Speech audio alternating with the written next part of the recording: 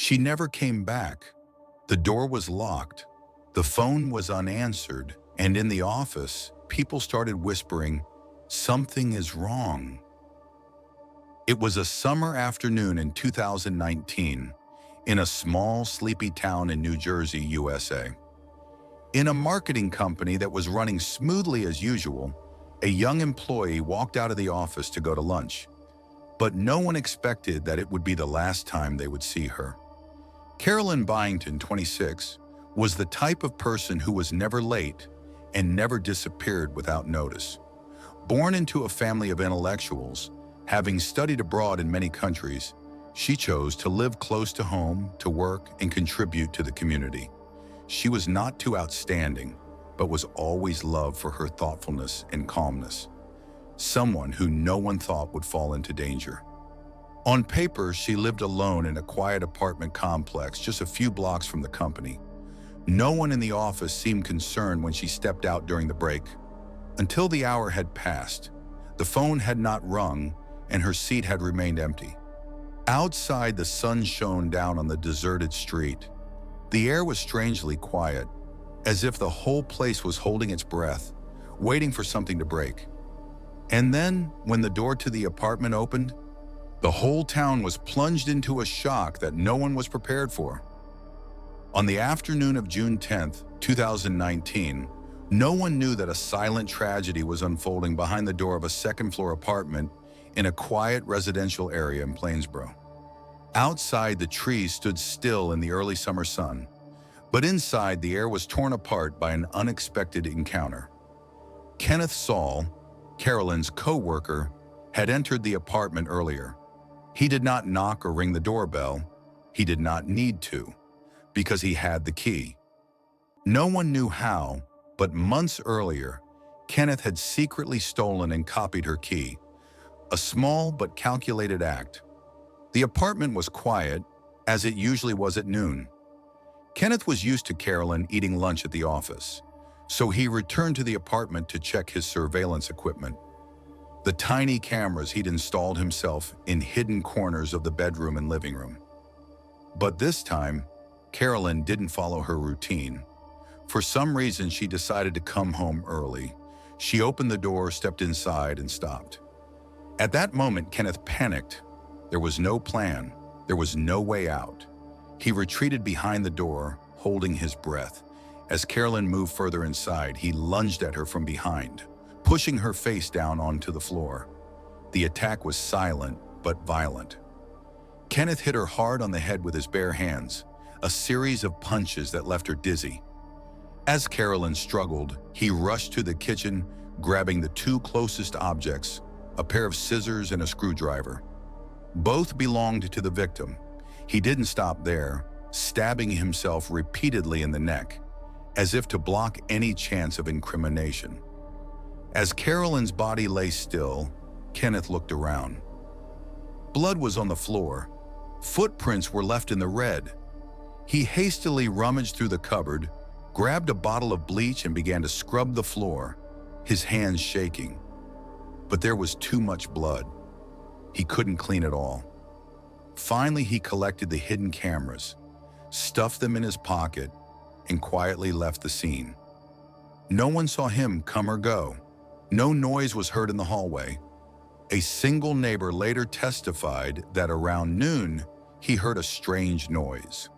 A short scream, followed by a rustling sound, as if something was being dragged. But he didn't call the police. At the time, it sounded like an argument in the apartment next door, and no one expected it to be the last sound of someone trying to call for help. Carolyn, a young woman with a bright future, died on the floor of her house at the most unexpected moment: lunch break. As the clock ticked past 3 p.m., the atmosphere in the marketing office where Carolyn worked began to feel a little uneasy. She still hadn't returned from her lunch break, which was strange to everyone. Carolyn had never missed a meeting without notice, so her silence that day sent shockwaves through the office. But this time, her phone didn't ring. Her text messages went unread. At first, everyone thought she might have had an emergency, but as 5 p.m. approached, concern turned to panic. A co-worker decided to drive over to Carolyn's apartment complex to check on her. The late afternoon sun was streaming down the paved walkway. The building was unusually quiet. The co-worker walked up to apartment 22B and knocked, no response. He tried the knob and the door opened. The smell of bleach was immediately overwhelming, but what was worse was the sight in the living room. Carolyn lay motionless on the floor. Her body was convulsed, one arm across her stomach, her face tilted to one side. Blood was all around her, not a single spot, but a large puddle seeping through the carpet and onto the table leg. The co-worker stepped back, stuttering as he pulled out his phone, his hands shaking, to call 911. There was absolute panic in his voice. He no longer recognized the space before him, what had once been the neat, bright apartment of a friendly friend. Less than 10 minutes later, the first Plainsboro Police Department patrol car arrived on the scene. Officers quickly cordoned off the area, ordering all residents to remain in place. Upon entering the apartment, the first responders immediately determined that this was a serious homicide scene. There was no sign of forced entry, no furniture had been excessively disturbed, but clearly the young woman had not died in an accident. Medical staff confirmed that the victim had been dead for several hours. The injuries were concentrated on the head and neck. There were still signs of struggle on her hands, scratches, broken nails. No one said a word. No one moved. Everything seemed frozen in that moment. The bright white room, the smell of cleaning agents still lingering, and on the floor a figure lying forever. From that moment on, the peace of the small town was shattered.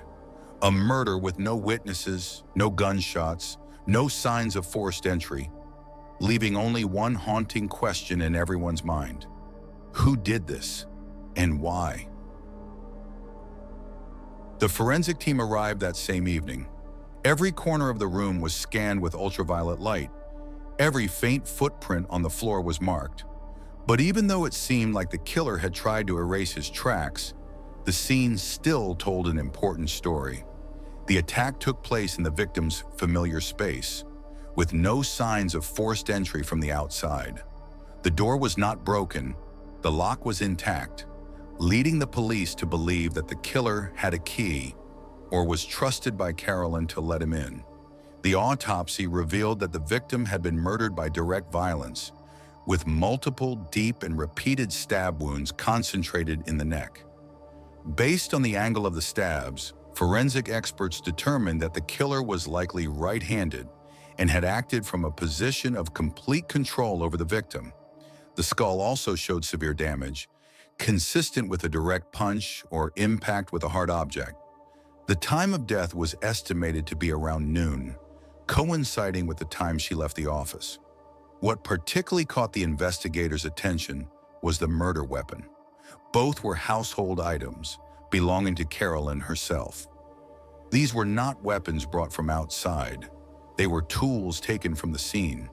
This action showed that the killer was not only familiar with the space inside, but also mentally prepared to improvise. While examining the body, the forensic pathologist discovered fragments of human skin under the victim's fingernails, a clear sign that Carolyn had put up a fierce fight. And although the DNA was not enough to immediately identify her, it opened up the first line of investigation. The killer had left a part of himself behind during the final struggle. Immediately after the preliminary forensic results were released, Plainsboro Police Department investigators began to reconstruct the key milestones of the day of the murder. Who was the last person to see Carolyn? Who knew her habits and schedule? And more importantly, who could have entered and exited the apartment without leaving any trace of a break-in? The initial list had more than 20 names: friends, relatives, co-workers, neighbors. But after just one round of screening, attention began to focus on one person: Kenneth Saul, the accountant, a direct co-worker of the victim. Kenneth was not the first person to be named, but little things gradually created a big suspicion. He was one of two people who left the office at noon that day. The other man returned to the company soon, but Kenneth did not. He claimed that his car had broken down and he had to stop by a nearby repair shop. However, when the police arrived to verify, they discovered that Kenneth had never been there. Even more suspicious, when questioned again, Kenneth changed his story. Now he said he had repaired the car himself in a nearby park, less than a mile from his workplace. The inconsistencies in his story led to him being brought back to the station for a detailed statement. In the interrogation room, Kenneth tried to keep his composure. He spoke fluently, but his face was tense, his eyes unsteady. When asked about his relationship with Carolyn, Kenneth said they were just casual colleagues, had never been close, and had absolutely no reason to harm her. But the investigators were not buying empty words. During that time, they gathered an unexpected piece of evidence, a police car's dash cam, which happened to record a car identical to Kenneth's near Carolyn's apartment complex around noon on the day of the murder. When confronted, Kenneth maintained his stance. "I was just passing by. I didn't go inside. You must have got the wrong car." But the truth was, the license plate number was a perfect match. For now, the police couldn't arrest him. There was no direct DNA evidence, no witnesses, and no murder weapon. However, they placed Kenneth under close surveillance. They secretly monitored his calls, notes, and even his visitors. 2 weeks later, the turning point came from an unexpected place. In the jail where Kenneth was being held on undisclosed charges, a fellow inmate approached the police with shocking information.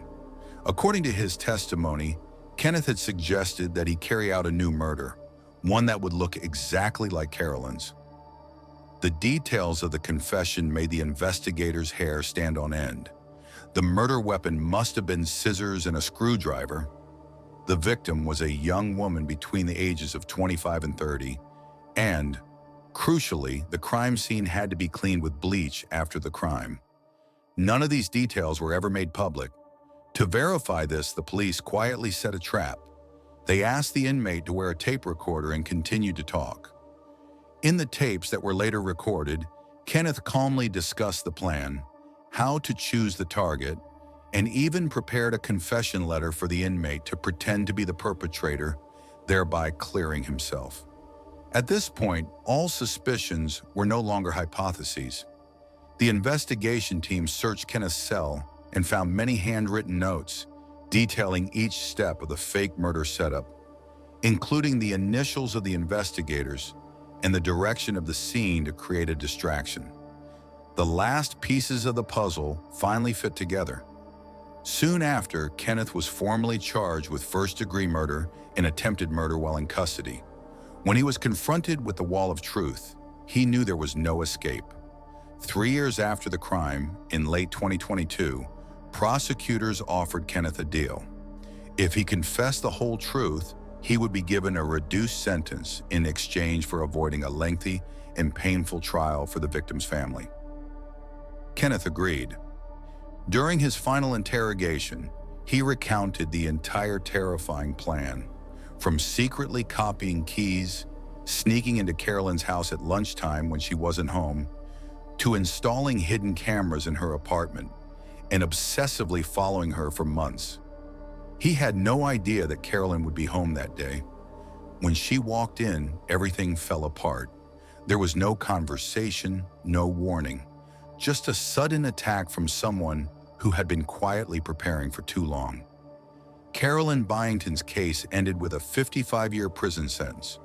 But given what Kenneth had done and what he planned to do next, perhaps prison was not just a place of confinement, but the only place that could keep him from the world. It took nearly 3 years after Carolyn's death for the case to finally go to trial. In January 2023, inside the Middlesex County courtroom, the benches were packed. Local media quietly put their cameras back, and Carolyn's family, her parents, her sister, her friends, sat in the front row holding hands. Kenneth Saul entered the courtroom with a blank expression on his face. Gone was the accountant's tie. Gone was the confident air, Now he was a defendant accused of a crime, with a mountain of evidence weighing heavily on his shoulders. Prosecutors opened with a chilling statement. This was a premeditated murder, planned and covered up with a terrifying degree of obsession. They detailed how Kenneth stalked his victim, intruded on her private space, and then brutally murdered her to keep her secret from being revealed. When the prison tapes were played back, the air in the courtroom froze. Kenneth's voice rang out clearly, without remorse, as he instructed his fellow inmates on how to kill, how to stage a crime scene, and even how to write a fake confession. The defense attorney did not deny the charges, but instead pleaded for leniency on the grounds of mental instability. But this argument was quickly rejected.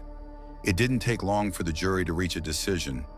Kenneth Saul was sentenced to 45 years in prison for first-degree murder and an additional 10 years for attempted prison murder. Before being escorted away, Kenneth had a chance to speak. He bowed his head and said he regretted every day. But the eyes of the victim's family reflected only one thing: words cannot wash away what he had done. To the public, this was more than a sentence. It was a warning about the good faces lurking in the shadows. The case is closed, but the haunting memories it left behind remain. After the verdict, everything seemed to be over. But for Carolyn's family, no verdict was enough to fill the void she left behind. A talented, passionate, and compassionate woman, gone because of a twisted obsession with an unknown person in the middle of everyday life. The pain was not limited to one family. It spread to the community, where Carolyn had once been a part of themselves. Those who worked with her now live with the feeling of insecurity, that sometimes threats do not come from far away, but lie quietly in the environment we believe is safest. The case also raises big questions about privacy, about the line between care and control, between personal feelings and the freedom of others. It reminds us that not all loneliness needs to be filled, and not all silence is a sign of peace. Legally, this is a victory for indirect investigation. When there is no complete DNA, no clear witnesses, but every little detail, from scratches, lies, to a prison recording, together brought the truth to light. But behind that truth is a painful lesson. Sometimes the scariest person is not the one holding the knife, but the one who silently observes us every day in silence. If it were you, when you discovered someone had crossed the line of intimacy, invaded your personal life, what would you do? Would you speak up or choose to remain silent to keep the peace? Leave your thoughts below, because who knows, sharing could help someone avoid a similar tragedy